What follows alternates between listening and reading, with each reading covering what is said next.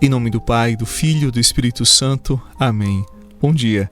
Que bom ter a sua companhia para juntos iniciarmos mais uma jornada na presença do Senhor. A palavra de Marcos, no 5º capítulo. Naquele tempo, Jesus atravessou de novo numa barca para outra margem. Uma numerosa multidão se reuniu junto dele e Jesus ficou na praia. Aproximou-se então um dos chefes da sinagoga chamado Jairo. Quando viu Jesus, caiu a seus pés e pediu com insistência: "Minha filhinha está nas últimas. Vem e põe as mãos sobre ela para que ela sare e viva." Jesus então o acompanhou. Uma numerosa multidão o seguia e o comprimia. Ora, achava-se ali uma mulher que há 12 anos estava com uma hemorragia. Tinha sofrido nas mãos de muitos médicos, gastou tudo o que possuía e, em vez de melhorar, piorava cada vez mais. Tendo ouvido falar de Jesus, aproximou-se dele por detrás, no meio da multidão, e tocou na sua roupa. Ela pensava: "Se ao menos eu tocar na roupa dele, ficarei curada." A hemorragia parou imediatamente e a mulher sentiu dentro de si que estava curada da doença. Jesus logo percebeu que uma força tinha saído dele e, voltando-se no meio da multidão, perguntou: "Quem tocou na minha roupa?" Os discípulos disseram: "Estás vendo a multidão que te comprime e ainda perguntas: 'Quem me tocou?'" Ele, porém, olhava ao redor para ver quem havia feito aquilo. A mulher, cheio de medo e tremendo, percebendo aquilo que lhe havia acontecido, veio e caiu aos pés de Jesus e contou-lhe toda a verdade. Ele lhe disse: "Filha, a tua fé te curou, vá em paz e fica curada dessa doença." Palavra da salvação. Glória a vós, Senhor.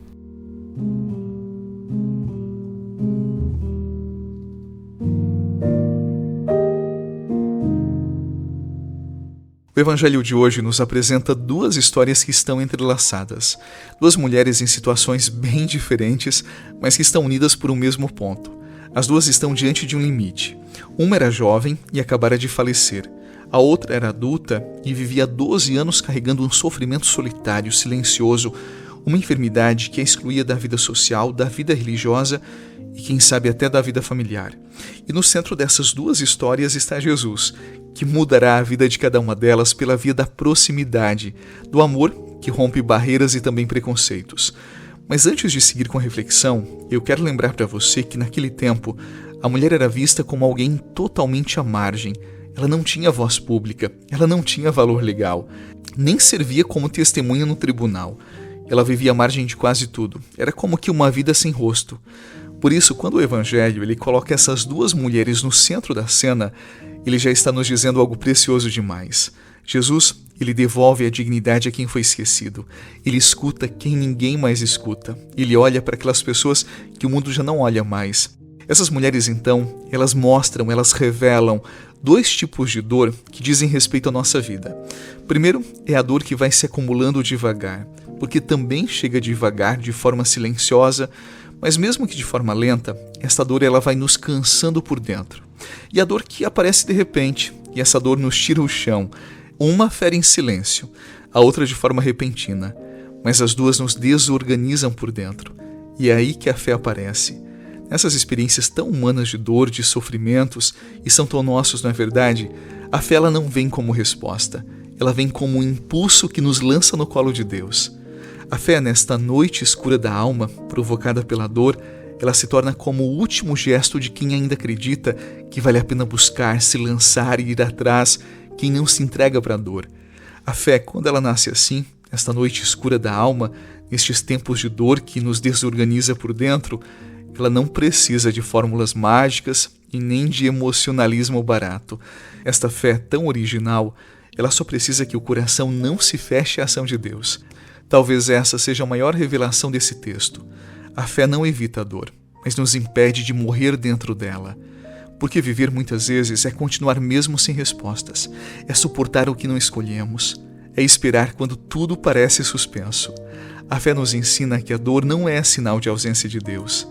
Às vezes é justamente onde ele se faz mais necessário, mais presente e revela mais o seu amor. E como eu disse para você, a fé ela não elimina o sofrimento, mas dá um lugar onde ele pode ser atravessado sem nos destruir. Crer nesse nível é lembrar que a gente não é definido pelo que sente, mas por aquilo que escolhe sustentar quando tudo em nossa volta começa a balançar e perder o sentido, a razão e nos roubar o horizonte. E talvez seja isso que nos salve. Não sair ileso, mas seguir inteiro, mesmo quando a vida nos deixa marcados. Porque sim, Deus nos ajuda a atravessar a noite mais escura da nossa alma. E Deus não se afasta das nossas dores. Pelo contrário, Ele se aproxima de uma forma amorosa, como Jesus, que tocou os limites, as dores daquelas duas mulheres que eram invisíveis para tantas pessoas. Nenhum de nós, à luz da fé, é invisível para Deus. Dentro dele, a nossa dor sempre terá lugar para ser ressignificada e transformada.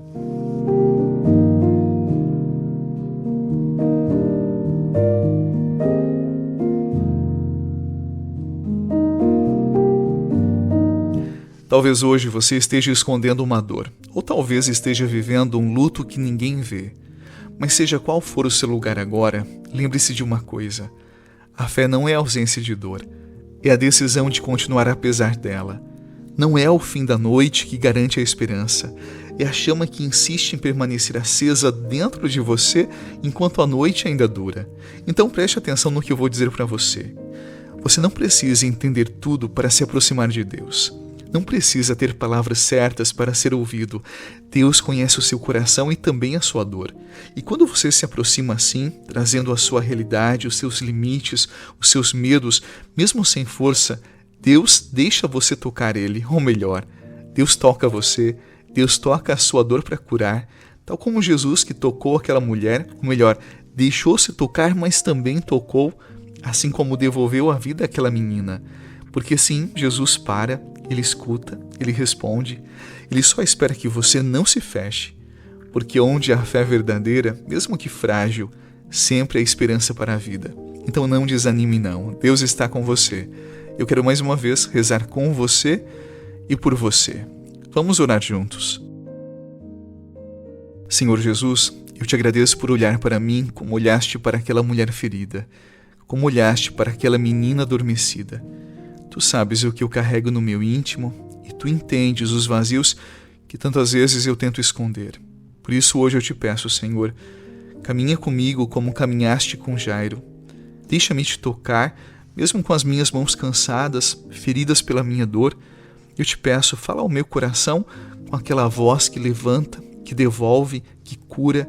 E se eu me calar, Senhor, escuta o meu silêncio, escuta a minha alma que tantas vezes tem dificuldades em acreditar.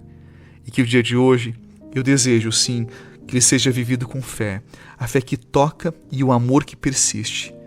Dá-me, Senhor, a tua bênção, para que eu continue caminhando na tua presença, para que eu seja sempre fiel ao teu amor. Abençoa-me, Senhor. Amém. Em nome do Pai, do Filho e do Espírito Santo. Amém. Eu desejo para você um excelente dia, boa jornada, paz e até a noite, se Deus quiser.